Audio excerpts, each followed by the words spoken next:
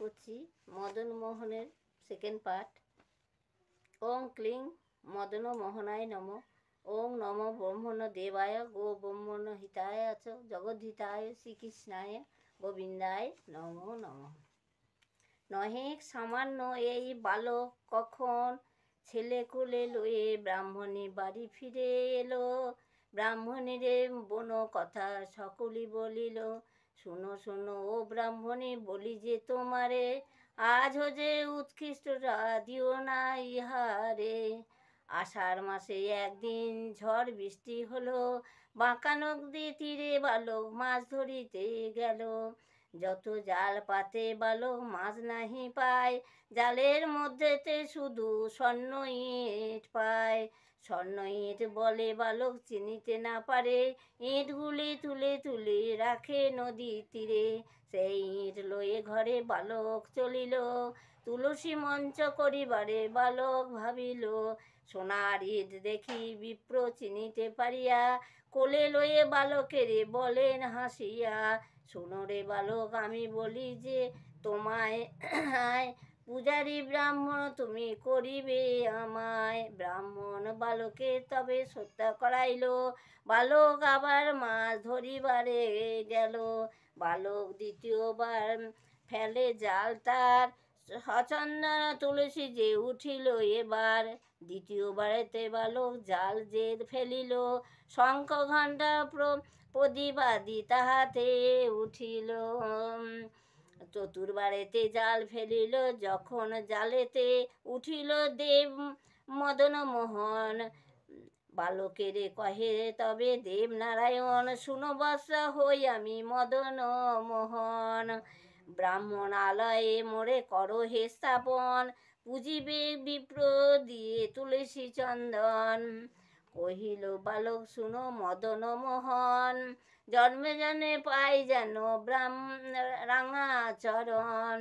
মল্ল জাতি ছিল রাজা এই বিষ্ণুপুরে, করি দয়া এলো প্রভু মল্লদের ঘরে।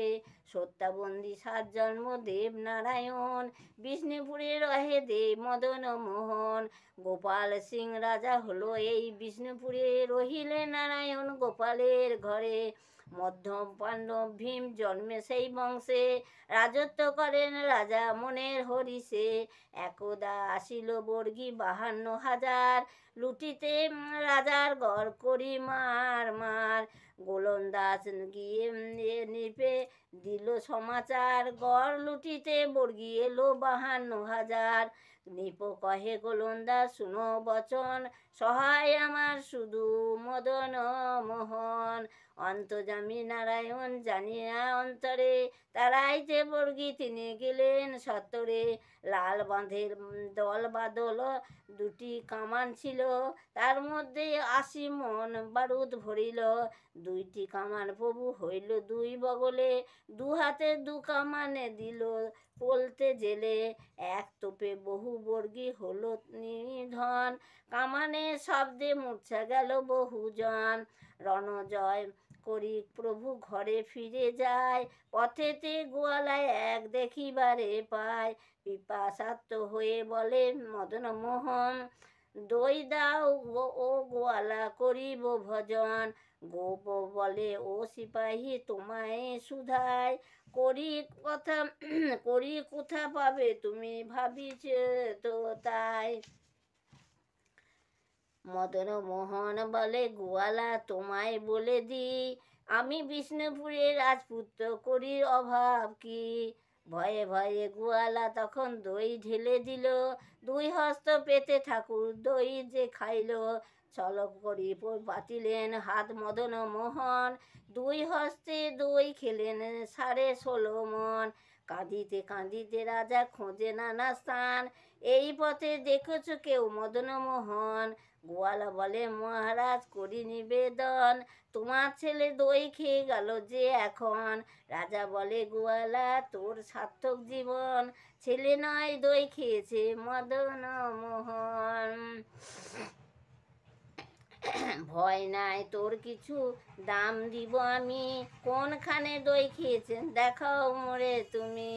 বকুলতলায় দই খেয়েছে, গোয়ালা দেখাইলো, গোয়ালা দইয়ের হাঁড়ি সোনা হয়ে গেল। গোয়ালা বলে ভুলাও ও কি হে মদন মোহন, মরণকালে দিও প্রভু অভয় চরণ।